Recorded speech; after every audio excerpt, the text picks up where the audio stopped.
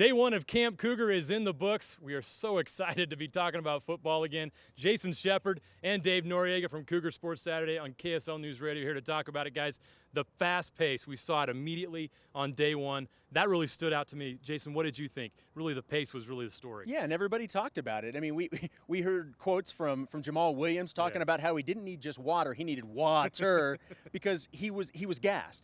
And we're talking about a guy that was here in spring and had all the offseason workouts, and it's still something that he's trying to acclimate himself to. You know, that, I think, more than anything, will let fans know exactly how fast this team is really wanting to go, that all these players who've been here for quite a while are still trying to get to speed. Imagine what it's like for these newcomers that haven't really had this for the last couple of months. They're showing up, and now they're expected to go at that type of speed. It's going to be difficult for some of those newcomers to pick this up quickly. Absolutely, and Dave, the pace was fast, but there was a lot of guys that were in great shape. Even Coach and I mentioned a few guys that were in shape. Who were some of the guys that stood out to you on day one that looked good? The guy that stood out to me most was Mitch Matthews, and he was a guy that played last year even as a freshman. He's dropped 15 pounds. He wanted to get faster, and he said he's never been faster, and he was really the player of the day. He was making spectacular catches. He was getting free on all his drills. He was the guy that I think could really complement Cody Hoffman. Cody Hoffman's going to get all the attention, right? He's going to be the guy that gets double teamed. Defenses are going to build around him. That's going to free up that other side of the field. We've always assumed for the last couple of years that it's going to be Ross Oppo that takes that next step forward. I think it's going to be Mitch Matthews. I think you're going to see Mitch getting in there because he has the speed, he's got the hands, and he's got the best size on the team. He's 6'7", he's got huge hands, and he runs good routes. So he's one of those guys that I think most impressed me on day one, and a guy that I think is going to really push Ross for that starting position, and I wouldn't be surprised if he takes that starting position away from Ross Oppo. Interesting. Should be a great competition. He made a great impression today. Shep, there's also the story about who wasn't playing today.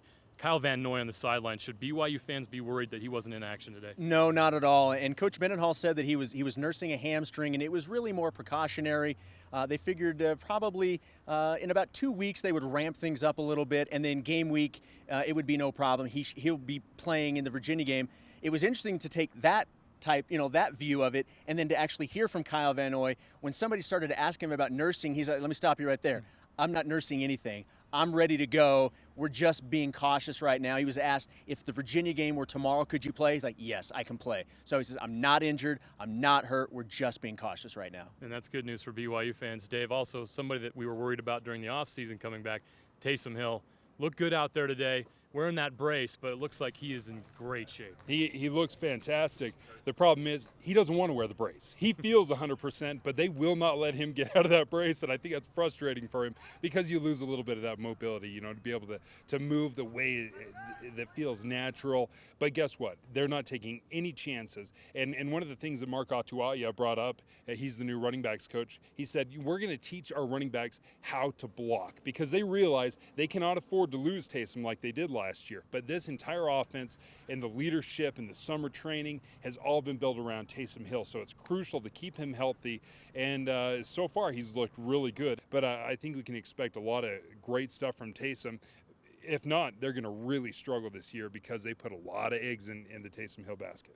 Bronco Mendenhall really mentioned his leadership. Yep. That's what really stood out about Taysom today, and that's what this team needs, leadership, especially from the quarterback position. We're just getting started with BYU football this fall.